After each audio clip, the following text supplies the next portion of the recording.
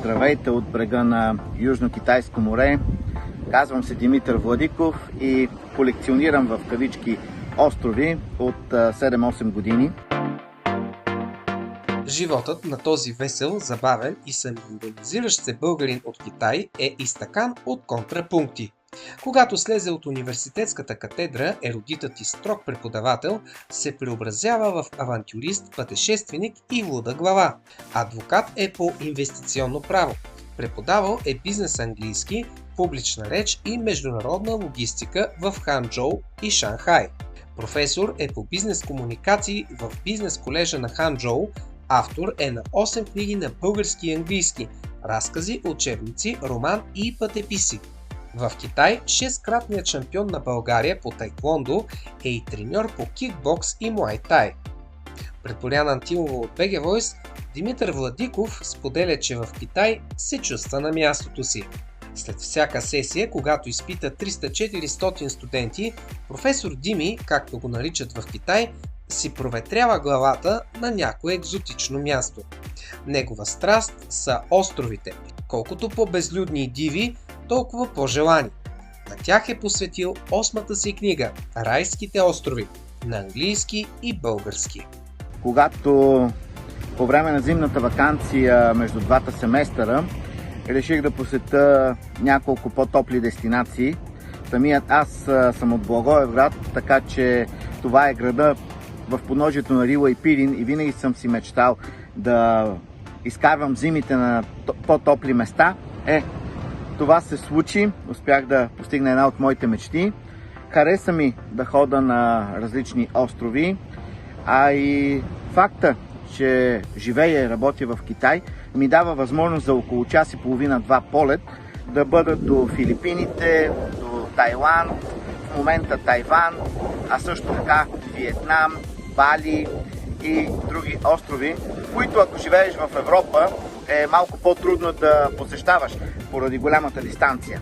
Така че хванах тази възможност, хареса ми и от няколко години карам зимите на топличко на брега на различни морета и океани.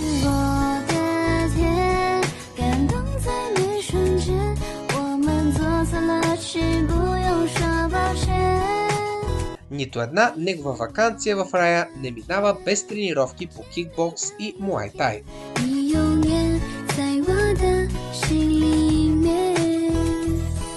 Много хора, когато ходят на почивка, въобще забравят за фитнеса.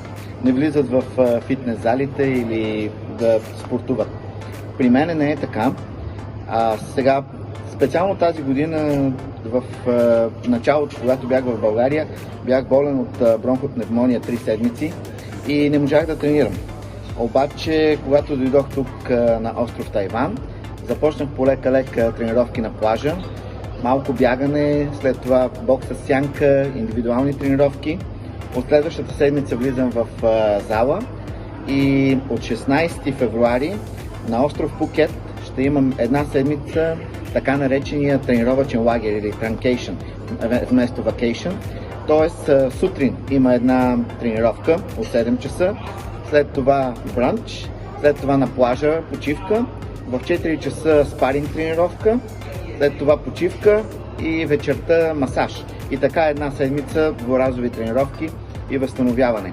Така че надявам се да вляза в добра форма. И да, като цяло тренировките за мен са част от моя живот. Постоянно обичам да тренирам. Когато съм ядосан или имам някаква негативна енергия, отивам в залата и изкарвам тази негативна енергия. Блъскам по чувала или влизам на боксовия ринг, в клетката и не мога да си представя моя живот без тренировки. В момента говорим за муай-тай, за кикбокс, но също така таеквондо и като цяло бойни спортове. Пътешественикът е посетил над 40 държави, а от 8 години около 20 острова. Авантюрите го вдъхновяват и зареждат с енергия. Всеки човек, без значение на каква възраст е, трябва да бъде любознателен. Това те държи в кондиция, това ти дава нови знания и те прави по-богат, по-добър човек. И от тази гледна точка пътешествията, специално пътуванията по острови, не ми пречат на мен, не ми създават някакъв дискомфорт, даже напротив, аз по този начин се зареждам. Те ми дават тази необходима енергия, която след това прехвърнам в нещо креативно. Без значение дали ще пиша, или ще тренирам, или ще общувам с студентите. Аз, когато пътувам, когато си почивам по топли места, аз се зареждам. И някой ме питат защо не харесвам планините. Не, че не ги харесвам, аз разбирам и имам приятели, които обичат да карат ски, сноуборд. Просто аз не съм такъв човек. Не съдя никого, но лично за мен аз си почивам по-добре, когато е така. Виждате зад мен е морето, пред мен е чашата с кафенце. Това харесвам и по този начин си почивам най-добре.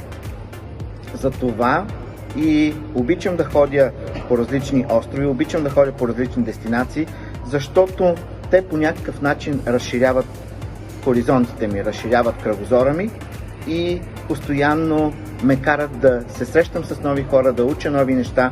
И това е нещо, което е може би моята малка тайна, как аз постоянно искам да правя нови неща и да бъда по-добър човек.